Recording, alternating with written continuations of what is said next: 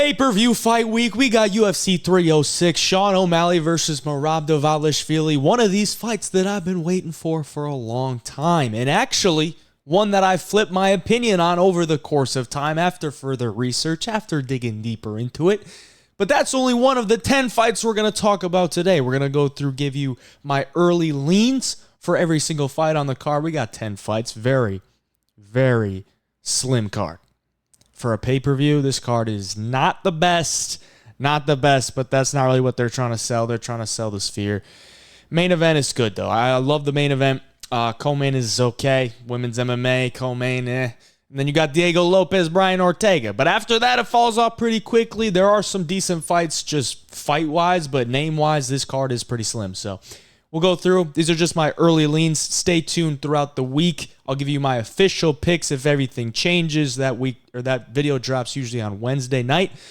And then I'll give you the best bet show on Friday. If you watched last week's best bet show, we swept the board. So hopefully you tailed those and cashed out on those bets. But without any further ado, man, we're going to scroll all the way to the bottom. We're going to start on the early prelims where there's only one fight. Only one fight on the early prelims. That's not looking good. But we got Raul Rosas Jr. versus Aoriqileng. I don't know why they gave Raul Rosas Jr. Aoriqileng. I don't know why he's on the early prelims, because he's one of the bigger names on this card. But I think he should probably be able to get this one done against Aoriqileng. I mean, Aoriqileng, not the best fighter. And I do think Raul Rosas Jr. is just very tough to deal with early on in the fight. I think he can get takedowns on Aoriqileng. I think he can take his back, and I think he could probably submit him. On the feet, we've seen some improvements from Raul. But, you know, Aoriqileng's not terrible. He's got decent hands. Not type of FU power. Like, he's got some decent power, but it's not like if he clips you, you're going down. Solid volume, solid cardio, but he's very hittable on the feet. He has problems tracking down his opponents, and I think early on, Raul's just going to come at him with takedown after takedown, chain wrestle, get to his positions on the ground, and I think he probably finds a submission in round 1 or 2. So give me Raul Rosas Jr. for an early pick. I don't think that one's going to change. It's pretty cut and clear to me. He's probably a big favorite. I think he's like minus 500 or something like that, so should be an easy one to get off the board there. Raul Rosas Jr. is the early pick. We move on to the prelims. Edgar Chairez, Joshua Van. Joshua Van taking this fight on short notice. It was supposed to be Kevin Borjas, and I was going to take Edgar Chairez against Kevin Borjas because Kevin Borjas has not looked good in the UFC. But I'm going to have to go with Joshua Van here. I mean, I think Joshua Van, even with the short turnaround, with the short notice, I think he goes in there. He's on a big card now, in a bigger cage. I think he just forward pressure like he always does. He's always going to struggle when his opponent is a little bit bigger, and Edgar Chairez is not a small guy, but he's just got that forward pressure, clean hands, and the pressure tends to drain guys throughout the fight. But Charles Johnson, who knocked out Joshua Van last time out in round 3, he's not a guy that gets tired.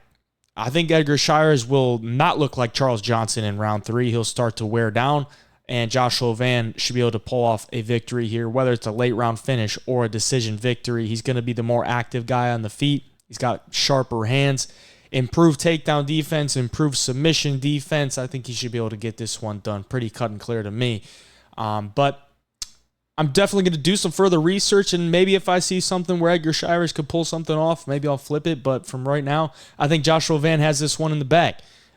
He's a good fighter, and I like that he's going back in there and getting into the octagon again quickly after a loss just to try to right the ship. He was even apologizing to the fans after losing. So you know this guy takes a loss to heart, and I think he comes out better than ever and gets a victory against Edgar Chairez and gives Mexico their first loss. But that's not going to last long, because the next fight is Yasmin Jauregui and Ketlin Souza. And this is probably going to be an absolute schmurder. Yasmin Jauregui was one of the better prospects in the strawweight division till she got knocked out by Denise Gomes. And then she had a layup against Sam Hughes, beat her ass, and then she's getting another layup here against Ketlin Souza. So you can tell the UFC wants to build up her wins, get her on this nice pay-per-view card in the spotlight against another girl that she should absolutely whoop up on.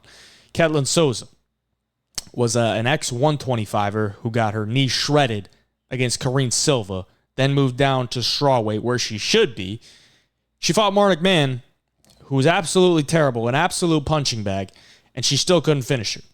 And she really didn't even look that good. She clearly won, but against Marnik Mann, you should look unbelievably good.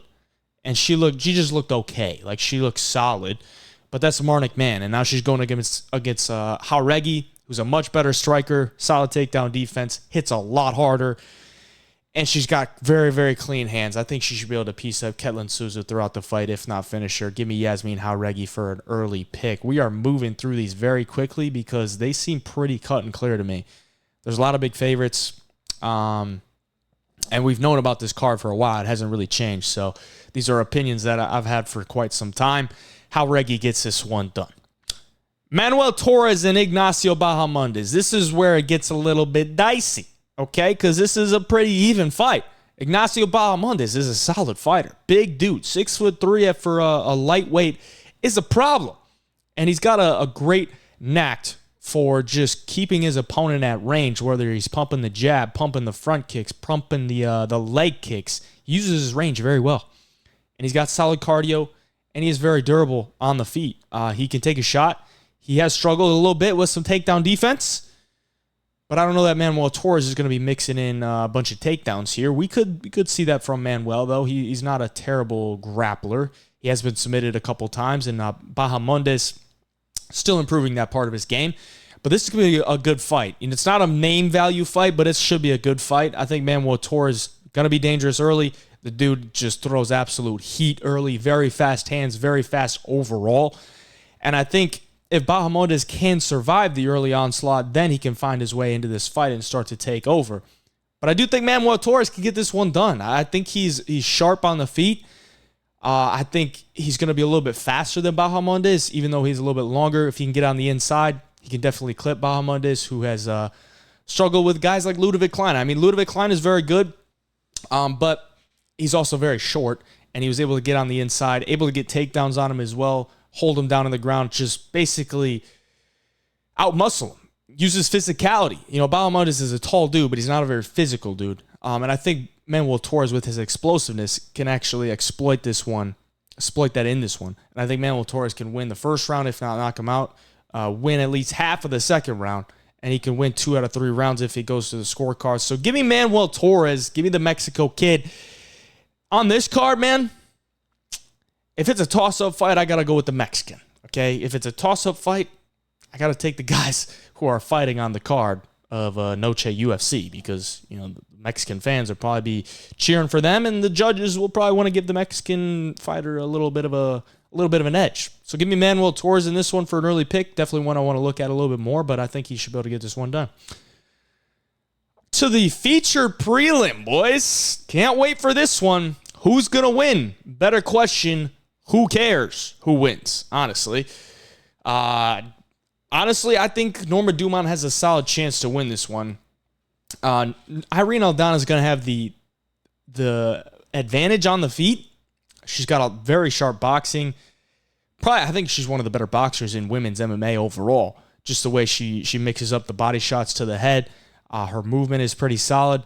Although she stands very bladed, she's very susceptible to leg kicks. Norma Dumont, decent leg kicks, but more often than not, she's going to want to get you to the ground.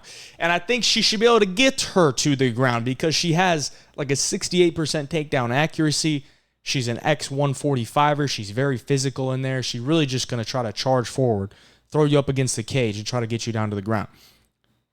She wins fights on holding girls. She won her last fight based on holding Germaine Durandamain on the ground. I think it was like 4.5 minutes. I think she landed one significant strike in the round. But she just laid on her. The ref allowed it. And that's how she won. Because she got the takedown and she laid on her. She's a big girl. Got those cakes. Okay, that amount of weight on you, it's going to be tough. And Irene Aldana is not a very physical girl. If she can keep the fight on the feet, I think she's got a great chance to win this fight, and I think she will. But I don't think she's going to. I think Norma Dumont, based on my early lean, I think Norma Dumont's probably going to be able to get the takedowns And I think she can win 2 out of 3 rounds here just based on holding her up against the cage, getting her down to the ground, and holding her on the ground. It's women's MMA. Takedowns tend to favor a little bit more in women's MMA than damage because they don't really inflict that much damage in women's MMA. So I think I'll take Dumpy Dumont here for the pick, for the early lean. To the main card. Can't believe this is on the main card, but it is. Ronaldo Rodriguez and Ode Osbourne. I mean, Ronaldo's had one UFC fight. Like, he looked okay. He looked okay in that fight, but it's Dennis Bondar, who I don't even think has a UFC win. He got a round 2 submission, a rear naked choke, and if you look at Ode Osbourne, he's been finished in all of his UFC losses. And honestly, when I watch Ode Osbourne fight, I'm just like, what is the game plan? What is the game plan? Because he's not a high-volume guy. He doesn't have, like, FU type of power. He's got some solid explosiveness. Like, he's a good athlete, and he has a big frame. He's like 5'7", long reach. But he doesn't have, like, a solid jab to keep that reach. He doesn't really use his kicks to stay at range. And his grappling isn't very good because he keeps getting taken down and getting submitted. So I just don't see a lot to love from the Ode Osbourne side. And Ronaldo Rodriguez, ever since he lost in the Contender Series, he hasn't lost since. I mean, he's won like 5 or 6 in a row. He looked solid in his UFC debut. So I guess I gotta go with the Mexico kid. I think it's a pick'em fight, pretty even, and I'm gonna go with Ronaldo here, just based on the momentum. I know Ode's getting a little bit older. At flyweight, that's not really gonna treat you too well getting older at flyweight, especially with your explosiveness, your durability. Ode's been knocked out. Ode's been finished. Ronaldo's much younger. I think he's more durable. I think he's probably the better grappler here, and I think he can get it done. I'll take Ronaldo Rodriguez for the early pick. We move up to the card. Daniel Zellhuber, Esteban Ribovics. Another one of these. Not a big name value, but I think the fight will be really, really solid. I like both guys. I really do. I think both guys have a good future in the UFC, but I think this is a tough matchup for Ribovics because Zellhuber is a big dude at lightweight, long reach, and he uses it very, very well. His last fight against Francisco Prado was a beatdown. Another Argentinian guy. So they're giving him back-to-back Argentinians. But Zellhuber in that fight just worked his jab beautifully, stayed at range, uses the front kicks. He was going up against a shorter guy in Francisco Prado who has a lot of power, but just doesn't have a way to get on the inside and throw his big hooks to land. He was just whiffing a bunch. I think that could be the case here. I know Ribovics has some really solid kickboxing, and I love his boxing when he's in on the inside. Really fast hands, goes upstairs, goes downstairs. Really solid fighter. Solid grappling, just very poor takedown defense. He can get back up to his feet, but his takedown defense is awful. I think Zellhuber can win this fight pretty much anywhere it goes, other than getting knocked out. I think Ribovics needs a finish. Otherwise, he's just going to lose minutes. I think Zellhuber's going to win the minutes on the feet with the jab, with the strikes from range. And I actually could see him mixing in some takedowns here just to give the judges a little bit of a different look. Maybe if he gets into trouble, he can get a takedown on Ribovics. But I think Zellhuber takes this one. I will take him for it, the early pick. I'm going to say decision because I think Ribovics is pretty damn tough. And Zellhuber's not really a guy that hunts a finish, nor is really that powerful. So give me Zellhuber.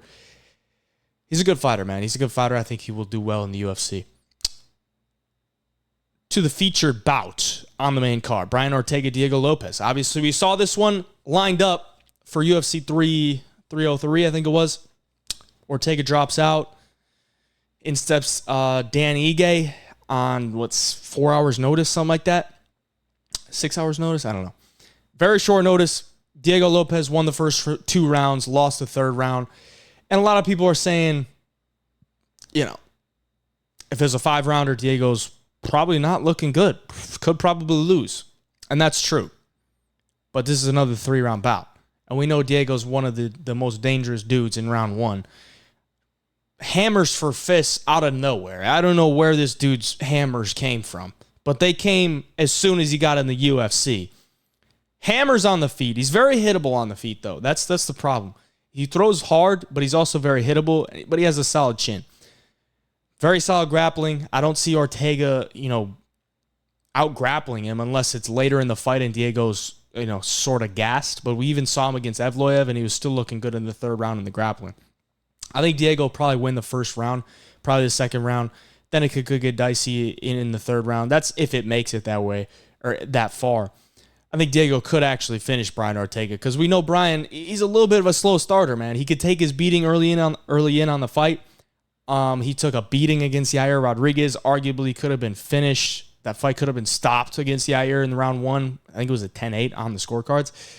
If he takes a beating like that against Diego, I think Diego could finish him. But even if he doesn't, I think that damage is just going to wear on deeper into the fight, and Brian's not going to be able to overcome it to get a late round finish. So I think Diego gets this one done. I'll take him for an early pick. And Emo Kid. It's Emo Kid fight week, boys. You got to love it. You got to love it. And we'll move on to the co-main event. Alexa Grasso, Valentina Shevchenko. We've seen this fight twice. One was a win by Grasso. One was a draw. So I guess, if Valentina wins, are we going to get a quadrilogy like Figgy and Moreno or what? But I'm tired of this shit, bro. I'm tired of Alexa Grasso versus Valentina Shevchenko. I don't even want to see it again. It's a high-level fight, and I can appreciate that. I can appreciate what I saw the last time out when it was a draw. Now, it shouldn't have been a draw because it was a 10-8 in the 5th round that they gave Alexa Grasso, I think, which was blasphemous. And Shevchenko, I guess, should have won. I don't know, man. I think Valentina is still very good, even considering her age. But I think with a year off, you give Alexa Grasso another year to just get better. Like, she's not young, but she's still young in her championship career at a high level that I think she could still take stuff from these past fights and improve. The thing she needs to improve is her takedown defense. She needs to improve that. Otherwise, she's not going to last long as the champion. And she could lose it in this fight. But I'm not going to bet, but I'm going to assume she's looked at that. And it improved. So in the first fight, she was getting taken down a good amount. Second fight, her takedown defense looked better. So I'm going to assume her takedown defense looks better in this fight. I think she's the better boxer at range. Valentina is probably the better kickboxer, but I think Alexa's still improving in that realm. She has solid jiu-jitsu. We saw her submit Valentina in the first fight. Granted, it was kind of an out-of-nowhere type of back take into the submission, but she still got that capability. And if she's on your back, that is dangerous. So I'm going to go with Alexa Grasso. It's Noche UFC, man. Valentina said she didn't want to fight on Noche UFC again. Here she is. She got forced into it. I mean, maybe the UFC wants Alexa Grasso to win. I'm sure they probably want her to win on Noche UFC. And I think she could be able to could get it done. I like her hands on the feet. I think if her takedown defense improves, she can get this one done, whether it's a decision or she finds another finish. But I'm going to take her for an early pick. Give me Alexa Grasso. Takes us to the main event. And as I alluded to earlier, my opinion on this one has flipped. After Merab went on his little run, taking out Petr Yan, I was sold. I was like, damn, boy. You could do that to Petr Yan. You could do that to pretty much anybody. And I was all in on him against Cejudo. And he won the fight. He dominated the fight. But he got caught. And that kind of just made me remember. And kind of look at it deeper. The flaws in Merab's game. And then I look at the strengths in Sean O'Malley's game. What are the strengths? It's distance management. It's range. The ability to find the range and land the punch. And I think in this fight, Sean O'Malley's going to land a punch, a knee, whatever it is. He's going to hurt Merab, and I think he's going to knock him out. Why? Because Merab, his striking, all his striking is to set up a takedown or set up an entry to shoot on you, whether he's even trying to get a takedown or not, whether he's just trying to fall into the clinch to try to take you down. It's just chain wrestling after chain wrestling. And I think Merab is not as dangerous of a threat as an Aljamain. Because Aljamain, if he gets you down to the ground, he can finish you on the ground with a submission. He can take your back, and it's wraps. It's wraps. With Merab, he's going to take you down, but you can get back up. Now, he might take you down again. He might take you down again. But eventually, you're going to get back to your feet, and once you're on the feet with Sean O'Malley, he's able to find his range. He's able to find his movement. He's able to find his footwork, and his footwork is unbelievable. His footwork is so good that he can land a kick, switch stance, come back with a power, whether it's a power left or a power right, and knock you out. I think he's just too dangerous on the feet, and Merab is too hittable on the feet that he's going to find a shot. I think he's going to find a shot, and even if he doesn't, I think the shots that he does find could outweigh just the damage that he's putting on Merab throughout the fight, that he could actually win a decision. Now, obviously, if Merab gets his game going and we get into the later rounds, that could tire out Sean O'Malley, and O'Malley's probably not going to look like he would in the first round or two.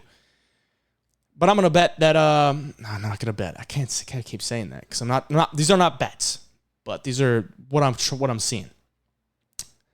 I'm going to assume that O'Malley finds his shots and he's able to put the damage on Merab, knock him out, or win the decision based on damage. So I got Sean O'Malley in this one, and I don't really see it changing.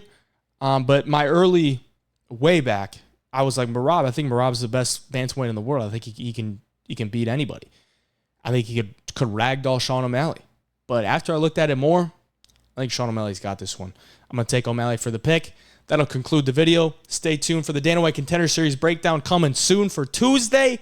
Official picks video on Wednesday. Best bets video on Friday. UFC 306. It's pay-per-view fight week. Let's go, boys. Please like the video for me. Comment down below who you got this weekend.